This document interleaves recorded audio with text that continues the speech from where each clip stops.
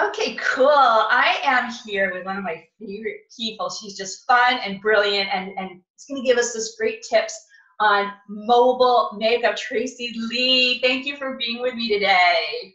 Thank you, Alyssa. It's good to see you. Well, it's always good to see you too. And, I think what's really interesting about this topic, which is kind of like a little different than I think I've ever seen, we're not talking about how to put your makeup on or the kind of colors or the trends or any of that, because in talking to you over the years, you have this wonderful philosophy about makeup is really personal, whether you wear it or don't, and the kind of colors and neutral.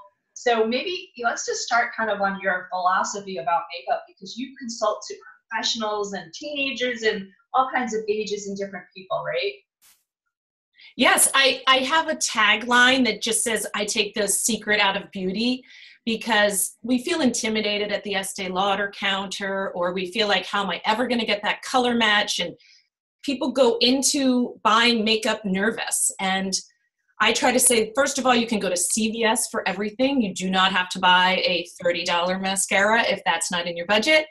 And it really is personal. If you're someone who doesn't think they could ever put an eyelash curler to their eyes because it seems scary, take that out of your routine. You don't have to do what is on YouTube or anything like that. You can really do it specifically to what works for you. I love that. And you told me a story once about this professional woman, and you said she actually timed her makeup routine in the morning. I think we all have kind of a quasi routine, but she had a certain number of minutes and that was it, right? Yeah, it was great. I really enjoy working with working women, because they know exactly what they want, and timing is a huge issue. She told me she had 22 minutes in the morning and she exercised first. So she felt that when she got out of the shower, she was still a little bit sweaty and didn't cool down until halfway into her commute. So I said, okay, this is what we're going to do. We're going to put, certain pieces of makeup on as soon as you get out of the shower. And then you're going to keep some things either in your glove compartment or easily accessible in your purse. And in the traffic, without getting in an accident, you're going to do the final touches, because your face will have, cooled down. There's no more sweat, and make it work for that person is really, like you're saying.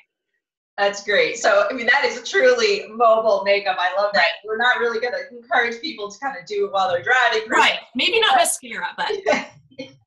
But, there's something to be said. You get up in the morning, whatever time it is, you're putting on your makeup, whether you're in a rush or not, but sometime during the day. Right. And right. clearly, if you get that evening commitment all of a sudden thrown on your calendar, what we want to focus on today a little bit specifically is how to freshen up and do it in a way that not just doesn't break the bank, but also who has time? Like for me, thinking about running in and doing a whole cleanup makeup refresh, it's nice in my head, but it's never going to happen. So what do you recommend to people to kind of keep their look through the day?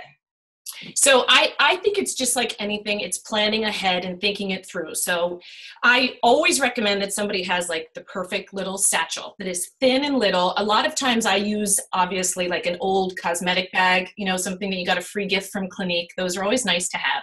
This can pop into your briefcase, like I said, in the glove compartment of your car, and in your purse. And it can have 3 items in it that in a pinch are just going to get you through.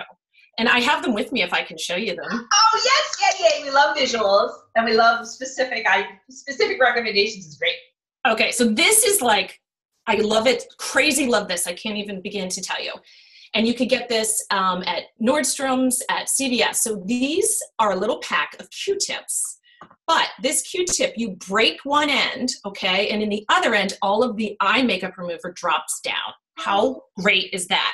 Oh my God. So this you could actually, right? You have to have this. This you could actually do without even looking, right? If you didn't have a mirror, that you could go like this before walking into that meeting, or you can just feel it after, a full day, you're about to go out to dinner. Boom. This cleans up anything you need cleaned up. So this is a must. That is the coolest thing. Why don't I know about those? When I found it a couple years ago, I lost my marbles over it. Everybody. Another thing that just, again, this is a CVS brand highlighter or concealer. It kind of does both. So a quick tab, right? You have this in your purse, your briefcase that we talked about, and you can tap under your eye and freshen up your concealer. You can cover a blemish that you might have. And if you're going from day to night, this can actually be used here, where all the highlighters that you see in all the stores right now are.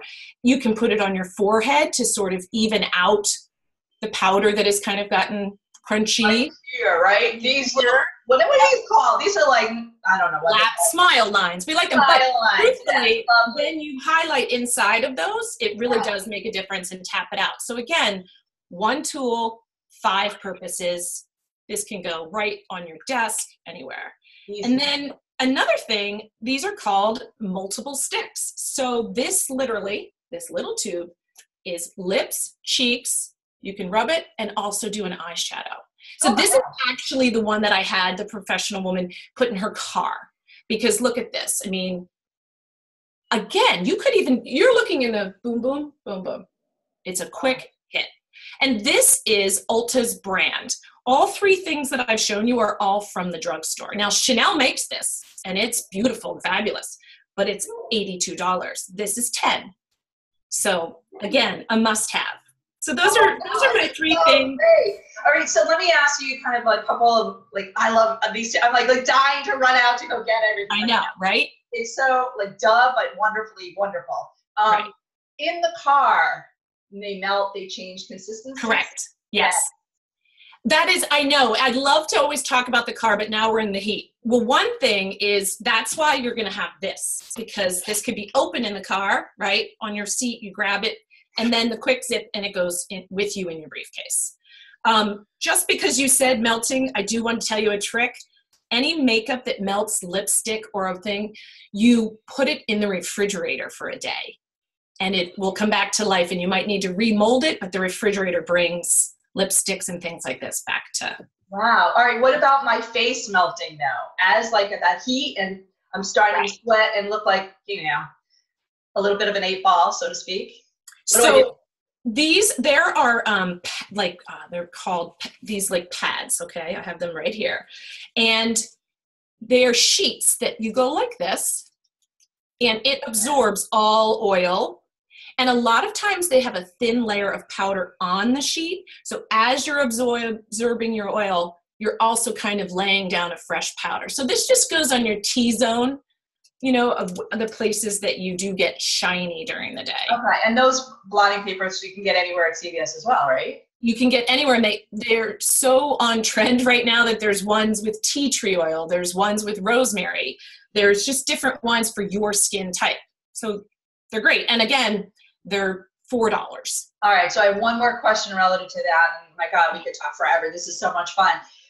The difference between sweating with that glistening and glowing, I think, you know, one of the things these days is people are looking for that dewy, kind of almost shiny look. So how do you decide when to blot and when to leave it?